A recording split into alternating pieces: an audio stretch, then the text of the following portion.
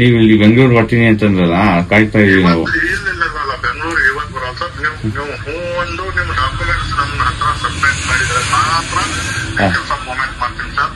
ಇಲ್ಲ ಅಂದ್ರೆ ಏನ್ ತಪ್ಪು ತಿಳ್ಕೊಬೇಡಿ, ನಿಮ್ ಚೆಕ್ ಕೊಡ್ತೀನಿ, ತಗೊಂಡ್ಬರ್ಬೇಡಿ. ಇಲ್ಲ ಸರ್, ಹಂಗ್ ಮಾಡಬೇಡಿ, ನಾನು ತುಂಬಾ ಅರ್ಜೆಂಟ್. ನಿಮ್ ಕೈ ಮುಗಿದು ಕಾಲಿಗೆ ಬಿದ್ದಿಗೆ ಕೇಳ್ಕೊತೀನಿ ಸರ್. ನಿಮ್ಗೆ ನೀವು ದೊಡ್ಡವರು, ನನ್ ರೆಸ್ಪೆಕ್ಟ್ ಇದೆ ನಿಮ್ ಬಗ್ಗೆ ಸರ್. ನಮ್ ಕಡೆಯಿಂದ ಆಗಾಕಿಲ್ಲ ಸರ್. ನೀವು ಬೇರೆಯವ್ರು ಯಾರು ಮಾಡ್ಕೊಡ್ತಿದ್ರೆ ಸಂತೋಷ, ನೀವು ಮಾಡ್ಕೊಳ್ಳಿ ಸರ್.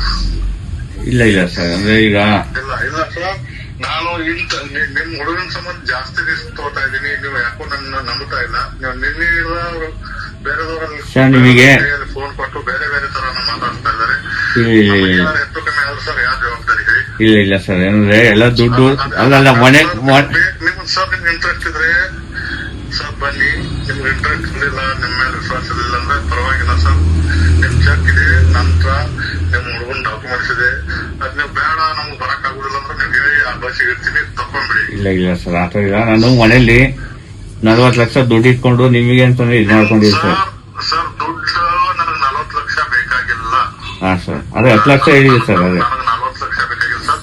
ಅವ್ರು ನನ್ನ ಮಾತು ಕೇಳ್ತಾ ಇಲ್ಲ ಸರ್. ನಾನು ಹೇಳಿದೆ ನಮ್ ಹುಡುಗ ಇಲ್ಲ ಸರ್, ಅವನಿಗೆ ಸ್ವಲ್ಪ ಭಯ ಇದೆ ಅಷ್ಟೇ ಸರ್ ಅವನಿಗೆ. ನಾನು ವಿನೋದನ ಹತ್ರ ಅದೇ ಹೇಳಿದ್ದೆ. ವಿನೋದ್ ಮಕ್ಕಳನ್ನ ಕೊಟ್ಟಿದ್ದ, ನಾನು ಬೇರೆ ಮಾತಾಡಿಲ್ಲ. ವಿನೋದ್ ಮುಂದೆ ಅವನಿಗೆ ಸ್ವಲ್ಪ ಭಯ ಇತ್ತು ಅಷ್ಟೇ ಸರ್. ಈಗ ಇನ್ನೊಬ್ಬ ಏನಂದ್ರೆ